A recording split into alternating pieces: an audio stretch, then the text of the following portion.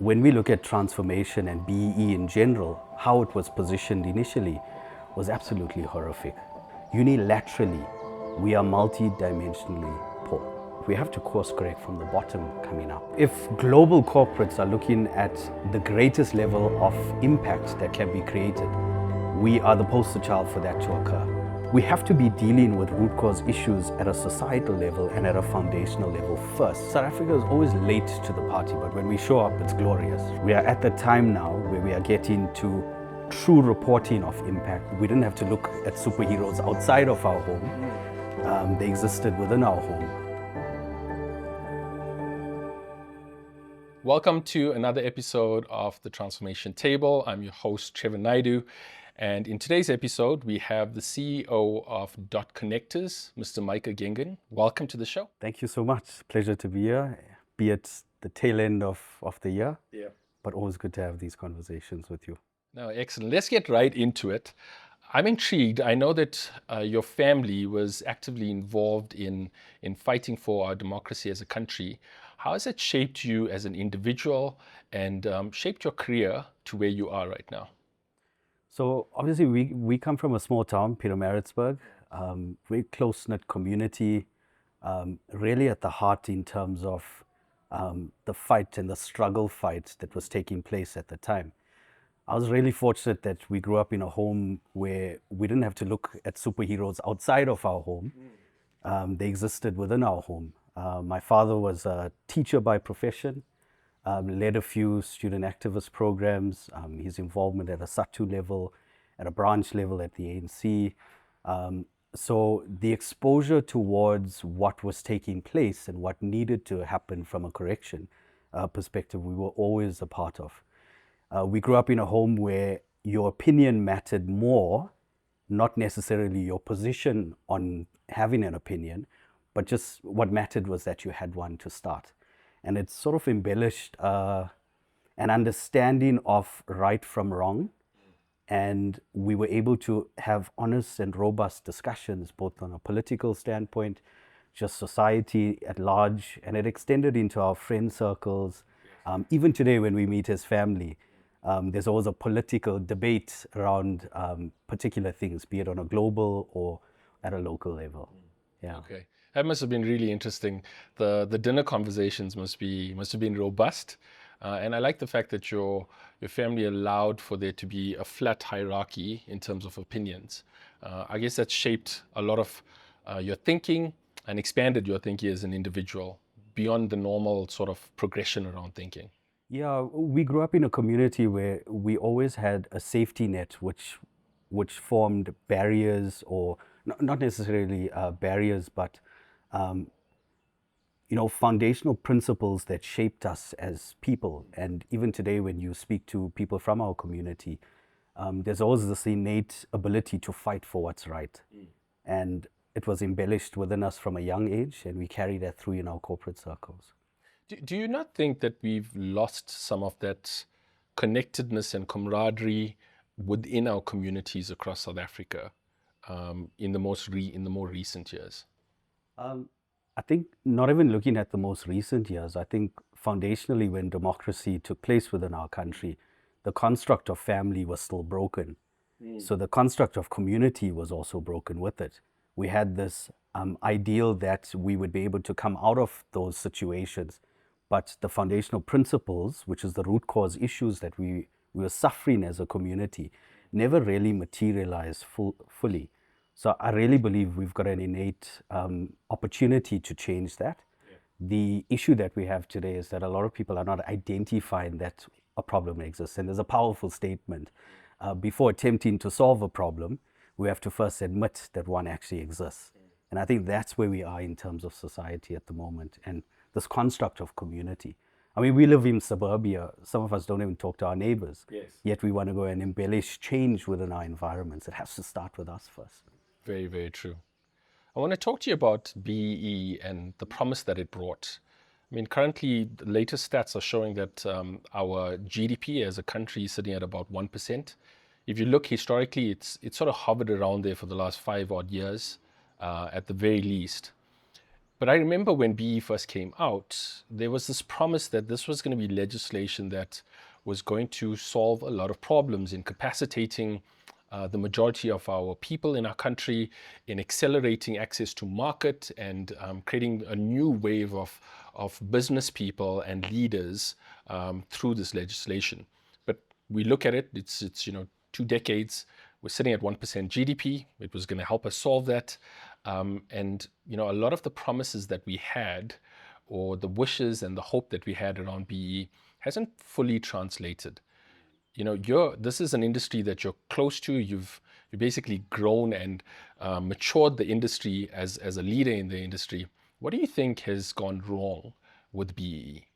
So I think with anything that's newly established within our environment in South Africa, one has to look at how it's been marketed at the start. Okay. And when we look at transformation and BE in general, how it was positioned initially was absolutely horrific. There was a lot of promise without solving for root cause issues. And there was this massive expectation that a singular piece of legislation would be able to drive this. So 4 or 5 years down the line, when there was little or no impact happening, all of a sudden we had what's taking place today, where we've got this construct of impact, but it's very much a tick box exercise. Yeah. So I believe it's been given a bad rap. I think it's perfect in design. I think it's been bad in implementation. And the root cause of it starts with how it was actually presented to South Africa and also to a global audience as well. I mean, I guess you could compare it in many ways, whether you agree with our current constitution or not.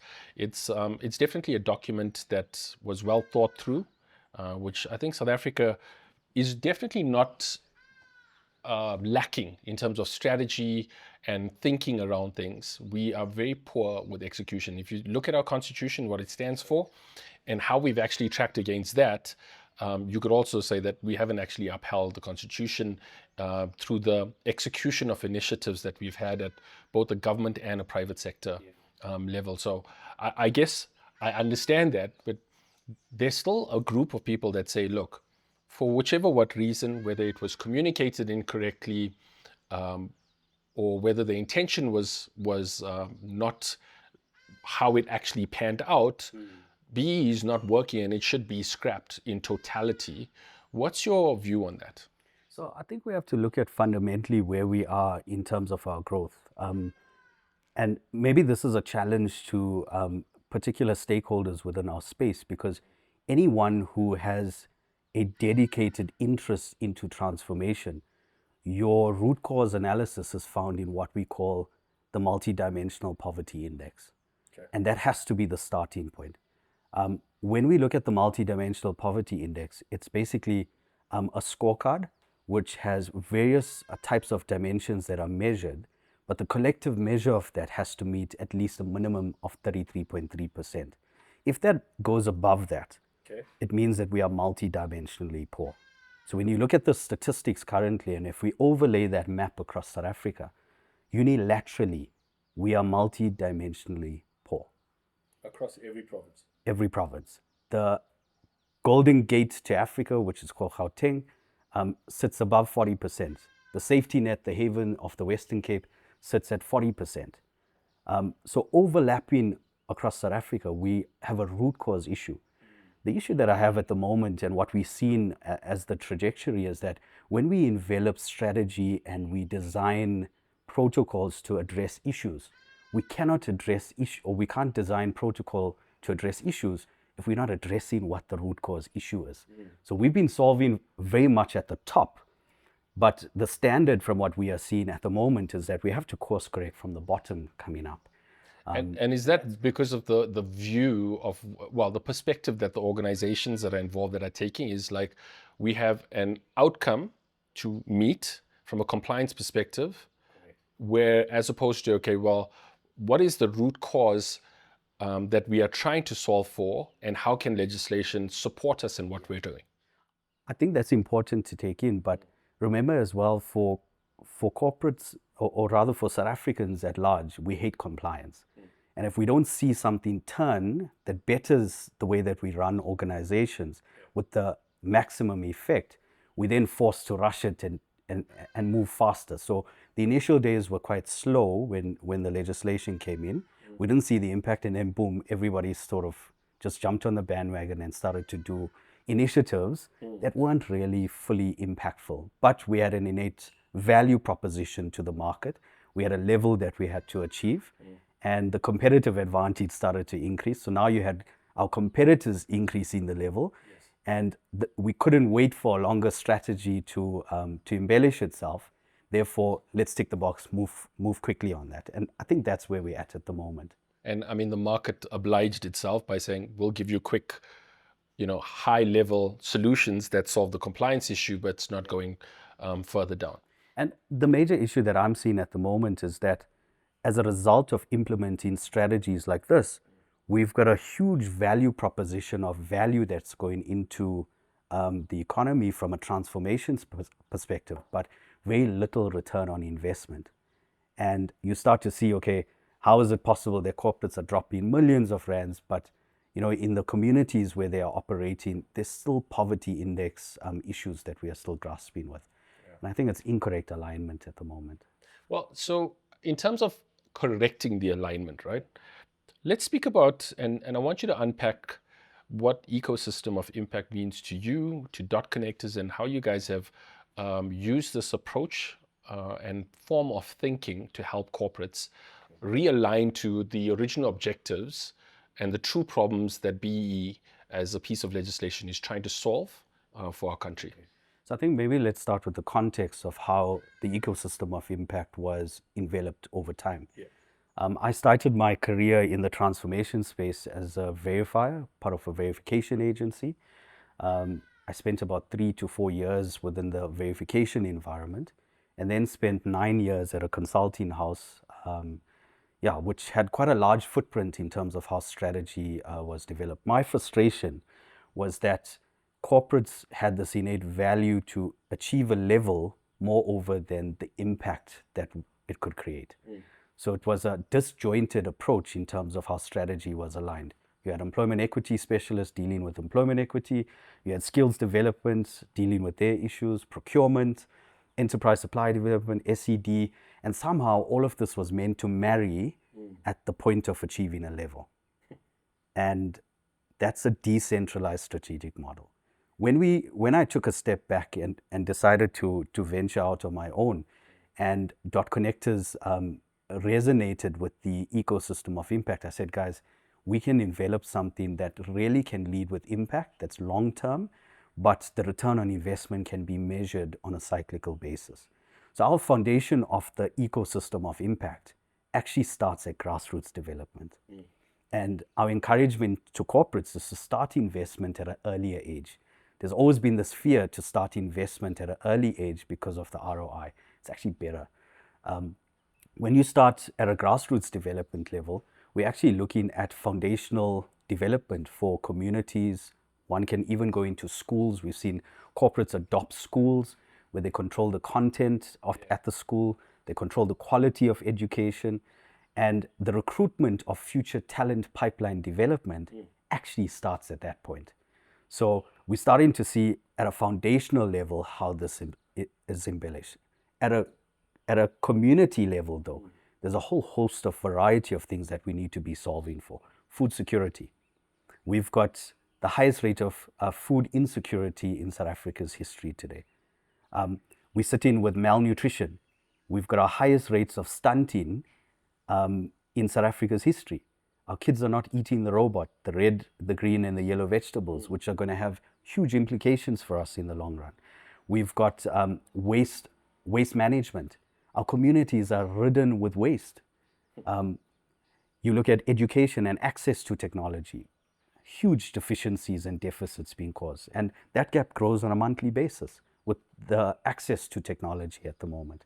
So we have to be dealing with root cause issues at a societal level and at a foundational level first. Yes. Once that's embellished and once your cohort actually starts at that level, when these kids are migrating through their schooling career, they eventually come into a university environment. And that's actually where the exposure now to business starts taking place. Mentorship programs, job shadowing. helping them to be sensitized into work environments, what's expected of you, all at a university level, by the way. We then look at the completion of that program. By the way, those programs are funded, which becomes a skills development expense. Okay, so that's where it sits in the sphere of BEE. So we're migrating from SED to skills development. And at the time of where the individual completes their program, then we're looking at more intense sort of skills vetting and training that takes place with the individual, so that when they come into the environment, it's not taking them 18 months to accustom themselves to a work environment. They've already done it. That creates your future talent pipeline development, because from skills development, it then migrates into management and control. Okay, I'm going to play devil's advocate on what you just said around the ecosystem of impact.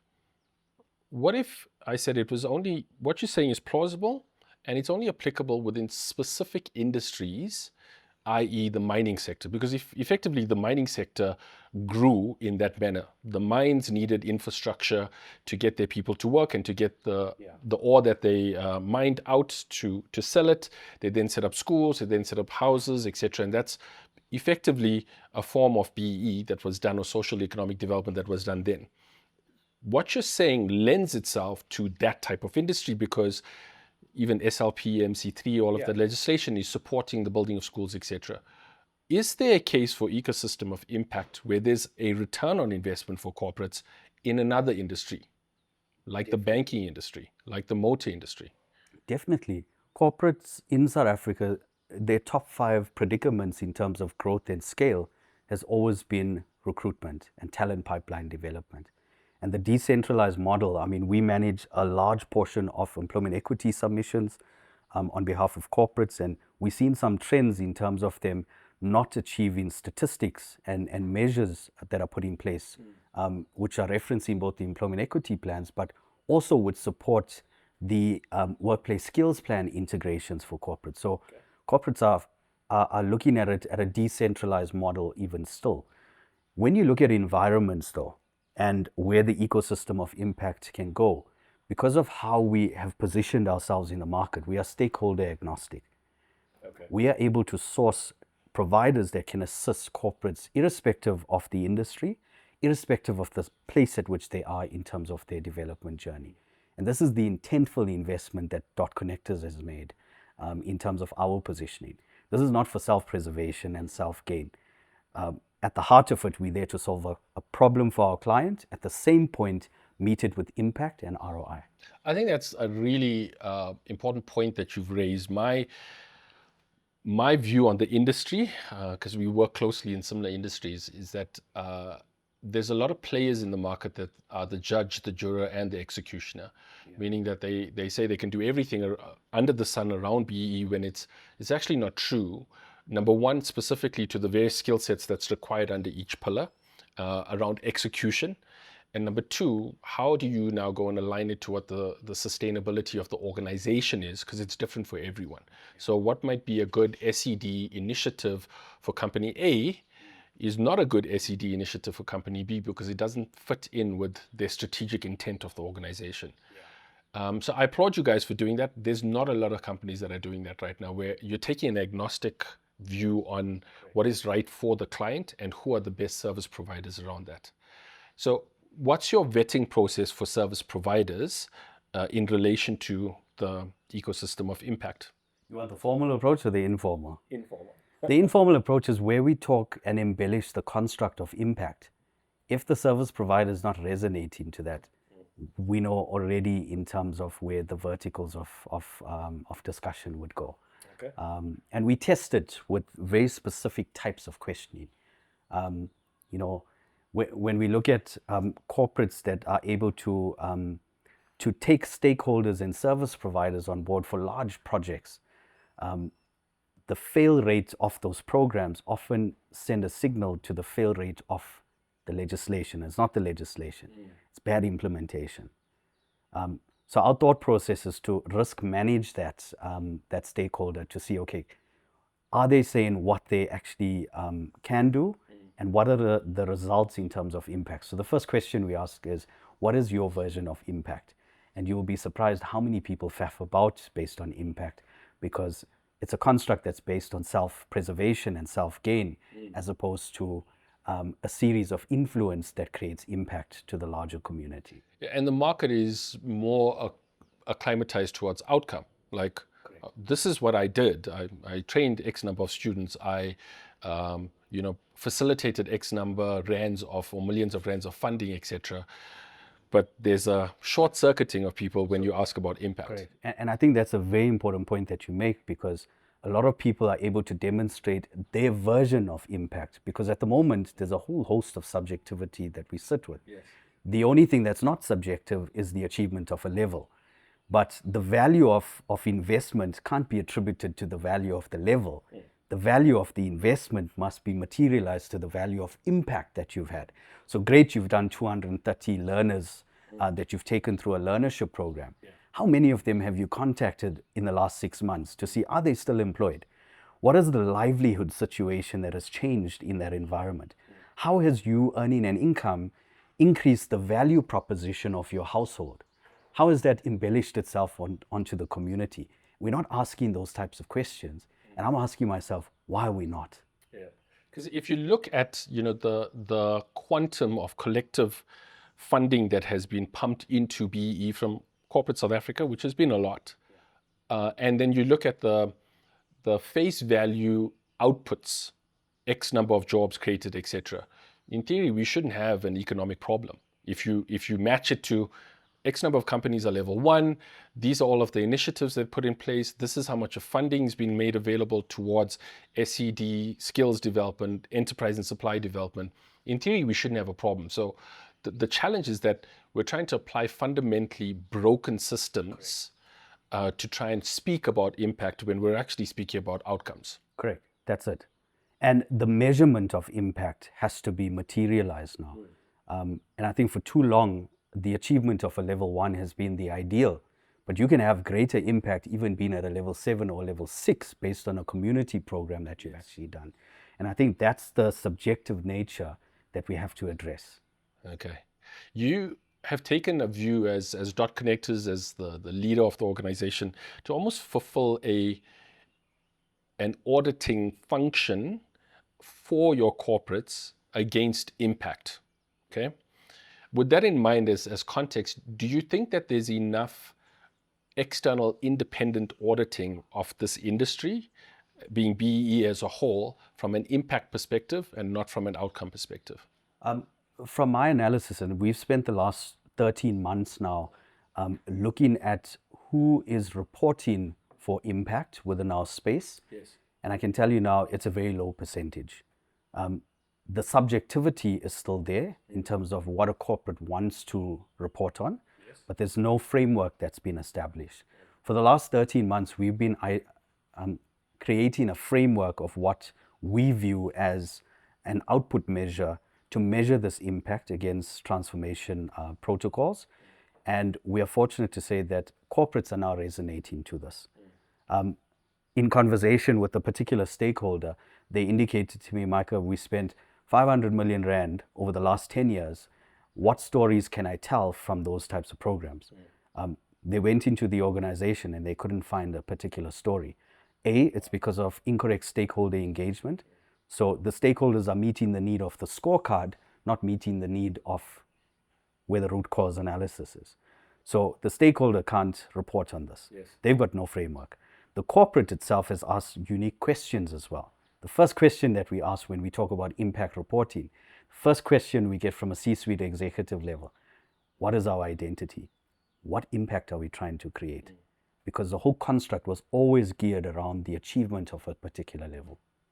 I feel like when you have conversations of this nature at an executive level, there's more and more executives that are beginning to understand the importance of it. There was a recent report, I think it was by Ernst & Young, that was done globally around sustainability and the adoption of sustainability.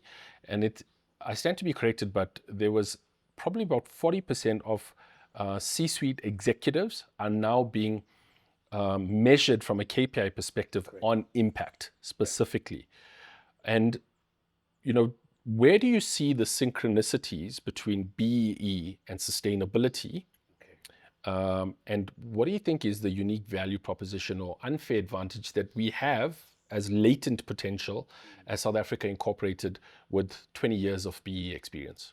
Yeah, so I think South Africa is always late to the party, but when we show up, it's glorious, right? When we look at South Africa and where global economics are going at the moment, brands are becoming more and more sensitive with the type of programs and projects that they are embellishing themselves with, because the consumer is now changing.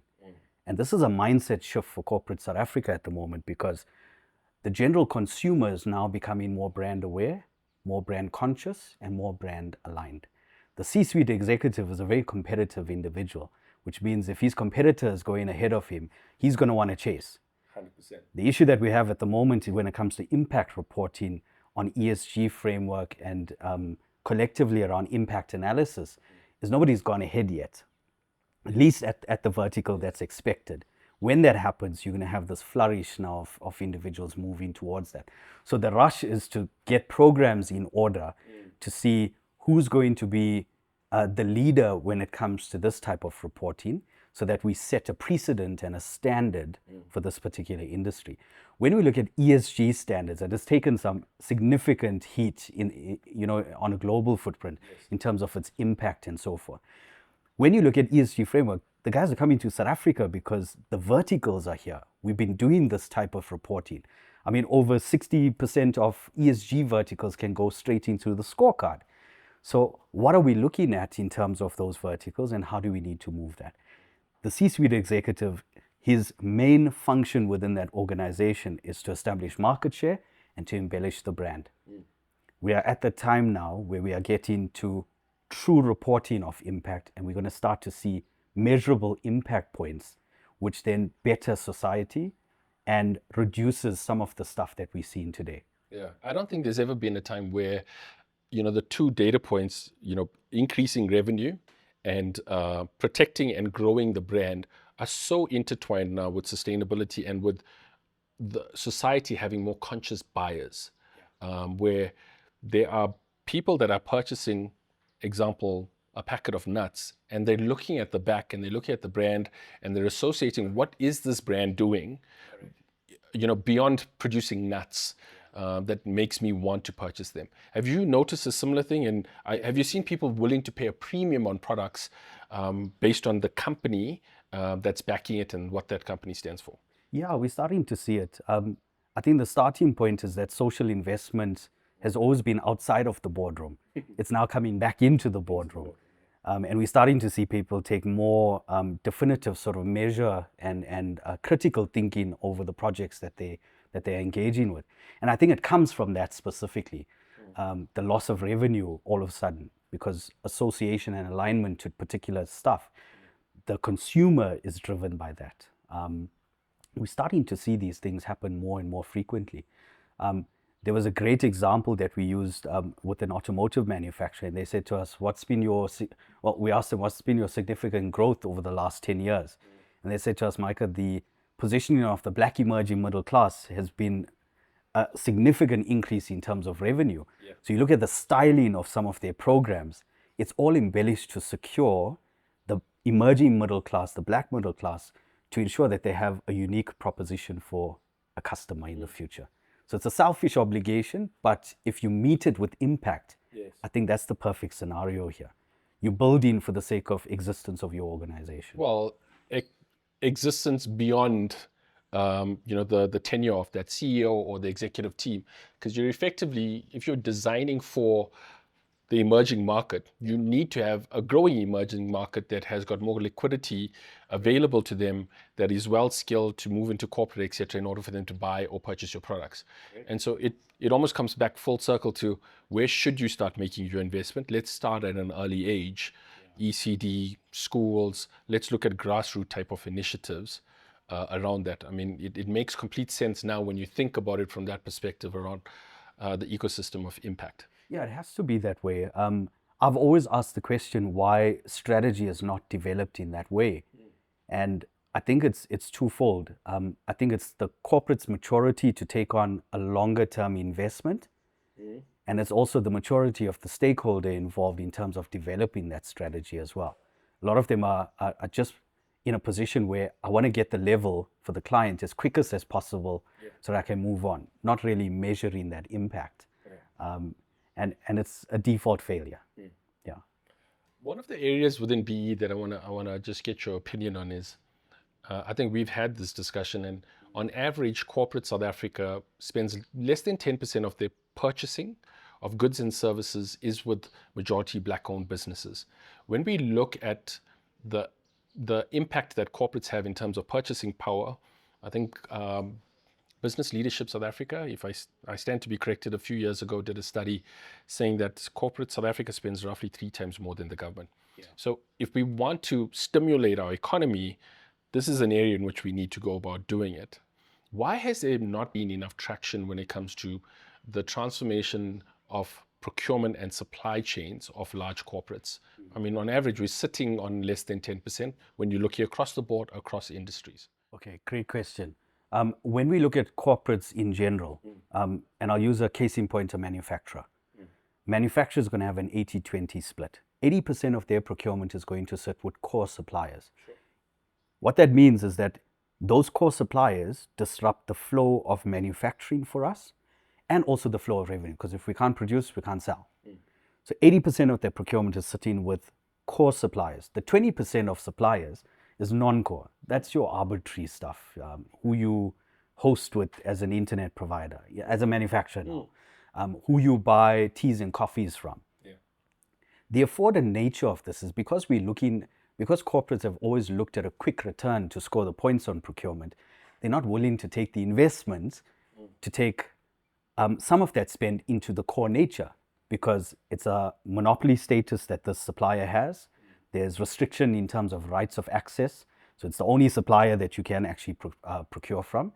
And the long-term investment, the natural attrition would be, let's take a small business, let's grow them, scale them, assess them, risk manage, and then we procure goods and services from them. That process is too long for a corporate to remain sort of invested in that. So we're looking for the quick fix. The issue is that the 80-20 rule requires a quick transition between an EME QSE into a generic status. So all of a sudden you've got this QSE that's doing well, 8.5 million rand worth of revenue, and boom, here's a 12 or a 45 million rand order. That's going to cripple that small business because he's not ready for that scale. And what you'll find is that SMMEs go into that core spend but very quickly exit because they're not able to service their clients at that vertical. And it's the resilience that corporates have to take on that load. Well, in many ways, it's also speaking to some of the ancillary services within the ESD space that are not aligned to what the actual objective is. And it's almost training for the sake of training. And that's leading to guys who are given the opportunity but very quickly come back down because they can't service the need. I think also to raise this as a point of concern is also the type of investments that we've seen. The investments are not going into actual needs of the business. The investment is going into what is easier to transition for stakeholders.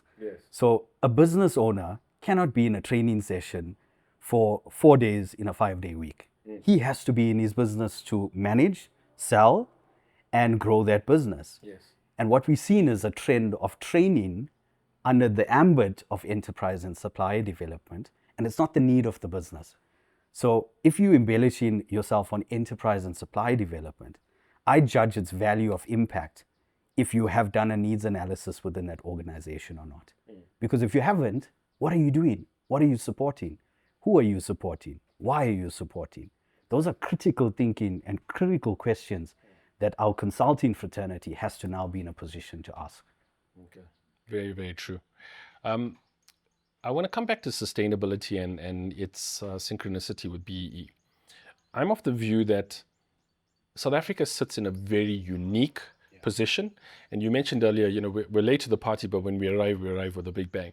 And this is an area where I think we can really become thought leaders and thought executioners at a global level because of the synchronicities. I mean, 65% of your ESG scorecard can be attributed to good BE practices. And that's something that is unique because no one internationally has budget that's already been allocated for years, yeah, or a framework and or an ecosystem to pull off, good, bad, ugly, that can actually leverage it. So my view is that if it is adopted in the right way and really put at the forefront of how an organization is thinking, it not only puts South Africa Incorporated at a benefit against our other peers, but it also gives an unfair advantage to the corporates that are applying it. It's one of the cases where first movers truly will have an advantage and they could wipe everyone out from a commercial perspective, and set the bar for what sustainability should be and how good governance and good operating should be done in an organization. What's your views on that? There's a powerful statement that I often relay to people when we talk about these matters, and it's a principle. It's called it goes, many are called, few are chosen. South Africa has gone through what it needed to go through to be a beacon of hope on a global footprint. And as South Africans, we need to get very accustomed to that. There's something uniquely proposed in us. We just don't know when to give up. And when our backs are against the wall, all of a sudden you see us shining in our glory. And that's who we are as South Africans, irrespective of race, creed, religion. That's just South Africa, right? That's who we are. On a global footprint, when you look at ESG framework, and this might be controversial, ESG framework was set by people outside of Africa for Africa, right? That's the reality. And when you look at sustainable development goals as well, I've been reading a lot on Africa goals, and these are propositions that are set by Africans for Africa. More realistic goals into the livelihood. So not whether you have a TV at home or not. Nobody cares about that. Everyone's got a cell phone. Nobody needs a TV anymore. And it's more focused on what our needs are as Africans. And more uniquely propositioned is our needs as South Africans. What we've been able to do as Dot Connectors is we've taken 3 unique definitive budgets. ESG budget, which your marketing teams obviously have control of, sometimes CSI teams. Your sustainable development goal budgets, which is your C-suite executive's budget. He normally manages that because within it is all your brand embellishment that comes with it, and the BEE budget. That's the first one everyone goes to cut. And it just so happens they go and cut skills development for us. Shout out to all the HR practitioners. When we look at those 3 verticals, what we've been able to do is we've said, okay, we've got 3 reporting verticals, but with very similar initiatives that can be embellished in there. So why not streamline those budgets into one unique budget and have 3 unique reporting propositions for the various requirements? It's a no-brainer. Nobody's doing this because we haven't taken the intentful time to sit down and understand what are we solving for. Well, it's also because no one on face value sees BE, ESG, sustainability as a true value proposition as an organization and a true differentiator. But how is what you're saying being received by executives in the market? Do you think we're moving towards a lot of first movers within different sectors in the space? Yeah, we're starting to see the conversations, but there's fear and reservation around, okay, is the longer term investment going to hurt me from a competitive advantage based on the level? We're saying, guys, let's start small. We're not asking you to go and change the world immediately. This is a journey aspect that we have to go on. And we have to start through this. We're actually in our valley. This is a valley moment that we sit in, except the valley is longer than what we expected before we hit the mountaintop. And we have to be ready to go on that journey. And it's walking with the client. Our services in the market is really unique in that we don't steal the watch off the client and tell them their own time. Here, we're ready to walk the journey with you. If it's going to take us 5 years, we kick in screaming, crying together, and we go in.